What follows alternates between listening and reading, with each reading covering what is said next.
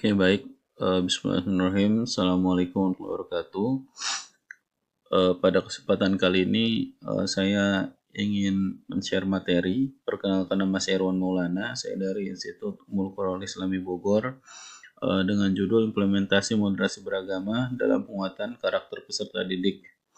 Nah, mengapa implementasi moderasi beragama ini penting ya?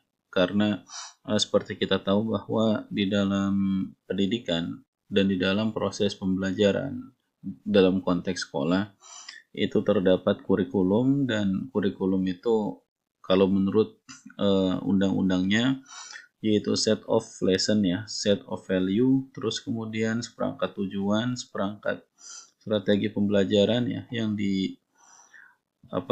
didesain sedemikian rupa ya, salah satunya untuk membentuk karakter peserta didik tertentu. Nah, dalam konteks ini moderasi beragama dapat dijadikan sebagai hidden value dalam kurikulum sehingga bersifat teoritis inklusif seperti itu. Oke, nah ini latar belakang yang menyebabkan mengapa implementasi moderasi beragama itu penting dalam penguatan karakter peserta didik. Pertama adalah karena adanya perkembangan teknologi, di mana sekarang bukan lagi society 5.0 ya, tapi society 6.0 seperti itu. Nah, teknologi ini seperti kita tahu bahwa banyak sekali yang menyebarkan informasi yang begitu cepat ya, di mana isu-isu itu menyebar lebih cepat daripada metodologi gitu ya. Lalu yang kemudian ditambah lagi dengan globalisasi. Jadi di sini pentingnya adanya filterisasi ya, termasuk filterisasi nilai, sebab dengan bantuan perkembangan teknologi dan informasi ini manusia bisa mengakses dengan cepat berbagai macam informasi dan menerima informasi budaya yang lain tanpa susah payah gitu ya. Bahkan kalau kita melihat ya, Gen Z zaman sekarang itu atau kita lah ya, itu kita sering sekali dibombardir dengan berbagai macam konten seperti itu, dengan berbagai macam video ya, tulisan ya, sebagai kita di situ posisinya sebagai penikmat informasi. Nah, ini juga bisa menjadi latar belakang mengapa moderasi beragam itu penting. Selanjutnya karena keterbukaan informasi yang menghadirkan tantangan baru dalam pendidikan ya. Dulu peserta didik itu mungkin untuk mengakses informasi, mengakses sumber belajar itu ya terbatas. Mungkin hanya pada buku gitu ya, atau eh, guru gitu. Nah, sekarang tidak. Pertanyaannya adalah dengan keterbukaan informasi itu apakah dibarengi dengan kesiapan mental peserta didik, kebijaksanaan peserta didik ya dalam mendapatkan atau mengolah informasi tersebut gitu. Nah, di sini moderasi beragama menjadi pendekatan penting ya untuk membangun peserta didik yang religius dan menghargai keberagamaan. Sebagaimana kita tahu ya bahwa kalau dulu orang ingin berbicara misalkan dalam konteks agama, dia ingin mengeluarkan gagasannya, itu kan kita orang tersebut menulis sebuah artikel misalkan, lalu kemudian dikirim ke redaktur. Dari redaktur itu ada revisi, terus naskahnya dibalikan sehingga yang lahir itu adalah naskah yang berkualitas. Nah, zaman sekarang tidak. Zaman sekarang itu orang yang penting punya akun sosial media, lalu kemudian dia ingin berbicara agama, padahal misalkan dia bukan kapasitasnya sebagai orang yang berbicara mengenai agama. Nah, ini kan menjadi problem juga ya. Bahkan kalau misalkan tidak jeli, nah ini akan mengundang ya berbagai macam permasalahan ya. Salah satunya bisa juga menghasilkan kesenjangan antara kerukunan beragama seperti itu. Nah, ini juga berbahaya ya, sebagaimana yang sudah terjadi pada zaman sekarang gitu ya. Nah, kemudian moderasi beragama adalah sebetulnya cara pandang ya. Bagaimana cara pandang kita, terus sikap kita dan praktik beragama yang mengambil posisi tengah. Dalam artian posisi tengah ini bukan netral ya, tapi berpihak pada mana yang lebih baik seperti itu. Lalu tidak ekstrim, tidak eksklusif ya, serta mengedepankan keseimbangan dan keadilan. Nah, ini jadi bagaimana kita sebagai seorang guru, sebagai seorang dosen dapat memperluas cara pandang peserta didik ya, terus kemudian memberikan penjelasan bagaimana sikap yang tepat dan praktik beragama yang tepat ya, kepada peserta didik sehingga kita itu selalu berpihak pada kemaslahatan, kepada kebenaran seperti itu, dan juga tidak merasa paling benar seperti itu ya.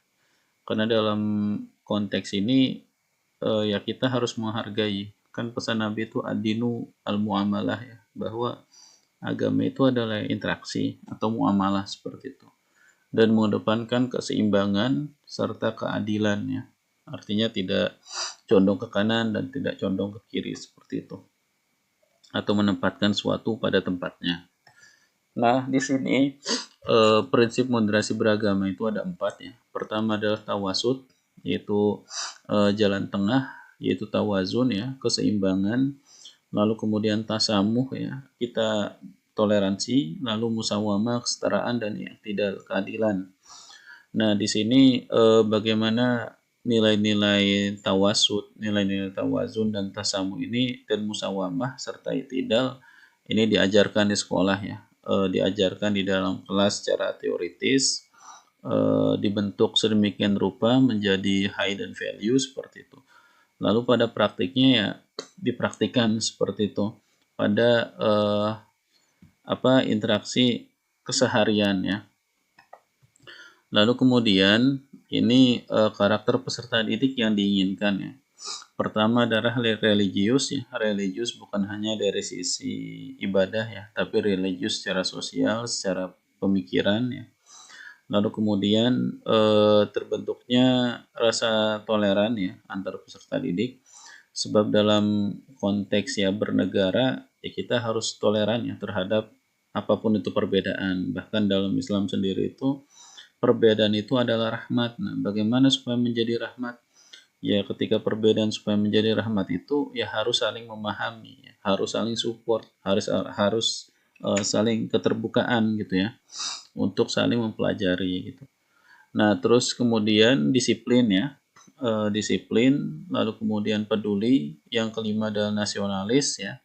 Jadi sepakat dengan NKRI, Undang-Undang Dasar ya, Pancasila dan sebagainya, dan kemudian bertanggung jawab. Nah, ini ada urgensinya. Kenapa implementasi moderasi beragama ini perlu dipelajari ya, atau dijadikan sebagai set of value dalam kurikulum ya. Pertama adalah mengurangi intoleransi. Kenapa? Karena melalui pembelajaran di dalam kelas ini ya peserta didik bisa saling mengenali ya, antara satu golongan dengan golongan yang lain seperti itu. Nah, karena memang manusia ini kan diciptakan salah satu tujuannya adalah lita'arofu ya, untuk saling mengenal. Mengenal apa ya? Mengenal karakter, mengenal potensi ya, mengenal kemudian apa lagi ya? Berbagai macam hal yang baik ya, sehingga satu sama lain ini bisa saling belajar seperti itu. Bisa saling bergandengan tangan untuk membangun NKRI seperti itu.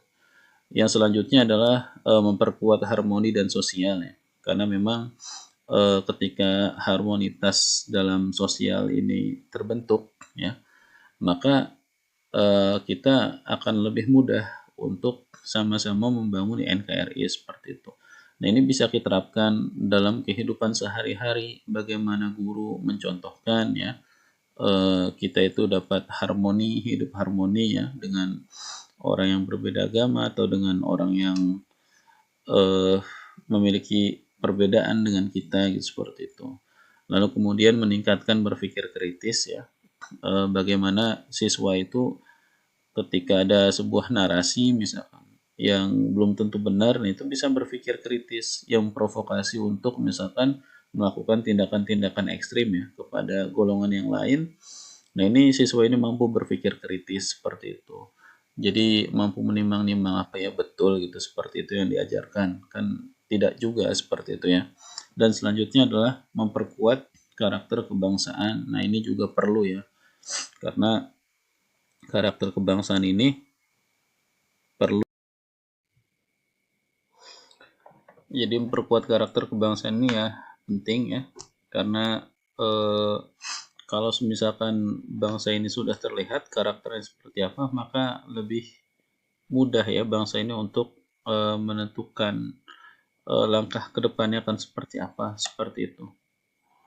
Nah, selanjutnya ini pada tahap implementasi, yaitu dapat dilakukan dengan cara integrasi kurikulum ya, menyatukan bagaimana nilai-nilai moderasi beragama ini dimasukkan ke dalam kurikulum ya, dijadikan sebagai sebuah pengetahuan nilai, lalu kemudian implementasi sikap ya, dan sebuah keterampilan seperti itu. Yang kedua dengan cara menggunakan pembelajaran kontekstual ya, bahwa Indonesia ini terdiri dari berbagai macam agama, suku, dan ras ya, dan berbagai macam kepercayaan. Maka dalam konteks kebinekaan ya, bagaimana seorang guru mampu menjelaskan ya pembelajaran secara kontekstual seperti itu. Lalu kemudian bisa dibangun dari sisi budaya sekolah ya. Jadi budaya sekolah ini bisa dibentuk melalui interaksi daily interaktif gitu ya, daily interaction itu seperti itu. Jadi interaksi keseharian ya, bagaimana sekolah ini mampu menciptakan atau membuat ya sebuah pembelajaran yang sangat menyenangkan, lalu kemudian nilai-nilai moderasi beragamanya itu terlihat ya dalam keseharian seperti itu. Dan yang keempat adalah keteladanan guru ya. Jadi dari mulai integrasi sampai kemudian keteladanan itu guru ini bisa dirumuskan secara integral seperti itu. Sehingga nanti peserta didik memiliki karakter yang kita inginkan ya. Sehingga mereka bisa menjadi moderat seperti itu. Nah, lalu kemudian di sini ada strategi ya. Pertama melalui intrakurikuler ya. Terus yang kedua melalui kokurikuler, yang ketiga melalui ekstrakurikuler, dan yang keempat melalui literasi digital. Nah ini sebelum itu perlu kita ketahui bersama bahwa kunci dari literasi beragama salah satu yang harus dibangunnya adalah dari sisi literasi gitu ya. Nah ini jadi kalau misalnya literasi peserta didiknya ini kuat seperti itu maka akan lebih mudah membentuk peserta didik yang moderat seperti itu ya, yang toleran, yang religius dan sebagainya. Nah selanjutnya ini ada beberapa praktik baik mungkin yang bisa kita terapkan. Pertama melalui dialog kebinekaan ya. Nah bagaimana kita bisa mengadakan ruang-ruang dialog seperti itu. Salah satu tujuannya adalah untuk saling mempelajari ya hal-hal yang baik, hal-hal yang positif dari golongan tertentu seperti itu.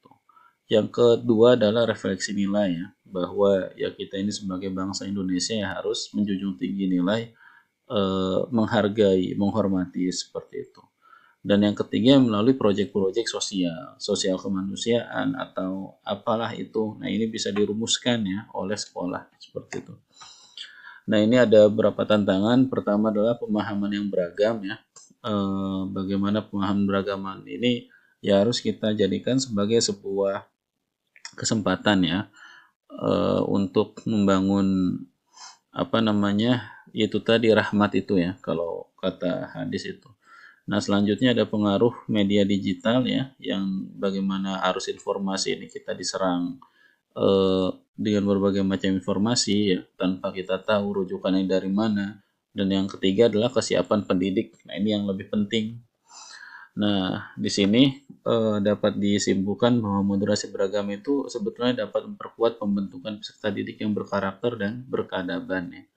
Jadi yaitu tadi dengan segala macam tantangan, konsep, nah ini harus kita pelajari bersama sehingga menghasilkan manusia yang moderat seperti itu. Demikian presentasi dari saya, mudah-mudahan manfaatnya.